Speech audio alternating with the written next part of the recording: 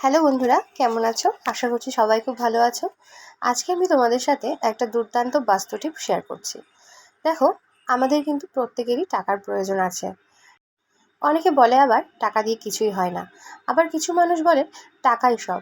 তো বন্ধুরা, টাকা দিয়ে কিছু হোক বা না হোক, টাকা ছাড়া কিন্তু আসলেই কিছু হয় না। কারো শরীর খারাপ হলে, কারোর অসুস্থতার সময়, বাচ্চার ওষুধ কেনার সময়, বাচ্চাদের প্রয়োজনীয় জিনিস কেনার সময় আমাদের কিন্তু টাকার প্রয়োজন হয়।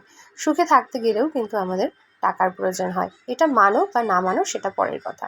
আজকে আমি তোমাদেরকে তেজপাতা দিয়ে খুব ঘরোয়া একটা সোজা উপায় শেয়ার করব, যেটা দিয়ে তোমরা কিন্তু তোমাদের যদি কোনো টাকার প্রয়োজন থাকে বা তোমাদের কোনো অর্থনৈতিক সমস্যা চলছে, তাহলে সেই সমস্যা কিন্তু তোমরা দূর করে ফেলতে পারবে। হ্যাঁ, তবে অবশ্যই তোমাদের যদি টাকা খুব প্রয়োজন হয় তবেই কিন্তু এই উপায়টা করবে। আর এই উপায়টা কিন্তু শুধুমাত্র খুব প্রয়োজনীয় বা ভীষণ প্রয়োজন টাকার, সেই জন্যই কিন্তু করবে।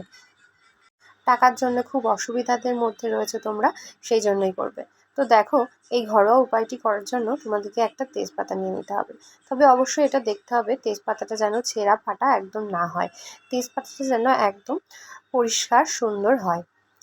এবার এই তেজপাতাটার ওপরে তোমাদেরকে লিখতে হবে তোমাদের যে টাকাটা তোমার লাগবে।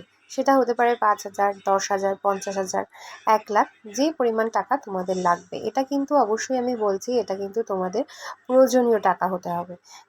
এমন হলো যে তোমরা এটা আড্ডা মারার জন্য বা এটা তোমরা অন্য কোনো অপ্রয়োজনীয় কাজে লাগানোর জন্য তোমরা এই উপায়টা করলে তাহলে কিন্তু হবে না। তোমাদের প্রয়োজনীয়, যেটা তোমাদের খুব দরকার, সেই জন্যই তোমরা যে টাকাটা দরকার সেটাই তোমরা এখানে লিখবে।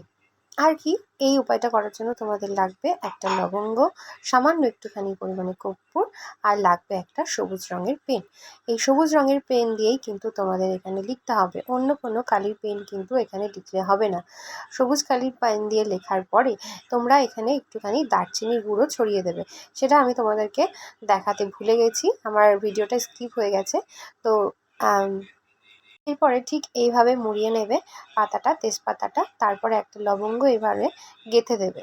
দিয়ে তোমাদেরকে একটা পাত্রের উপরে নিয়ে এই তেজপাতাটাকেই কিন্তু তোমাদেরকে আগুন দিয়ে পুড়িয়ে দিতে হবে। তার জন্য এখানে নিয়ে নিচ্ছি কর্পূর। কর্পূর তেজপাতার তলায় দেবে এবং তেজপাতার ওপরে দেবে, দু সাইডেই কিন্তু তোমাদেরকে এই কর্পূরটা দিতে হবে।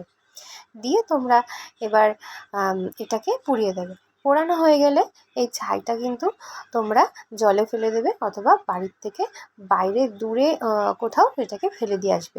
এটাকে কিন্তু বাড়ির মধ্যে আর রাখবে না। তো বন্ধুরা, এই উপায়টা কিন্তু তোমরা সন্ধ্যার সময় করতে পারো, এবং আমি যেটা বললাম সেটা অবশ্যই মাথায় রাখবে। প্রয়োজনীয় টাকা যদি তোমাদের দরকার হয় সেই জন্যই কিন্তু এই উপায়টা করবে, অন্যথায় কিন্তু এটা কাজ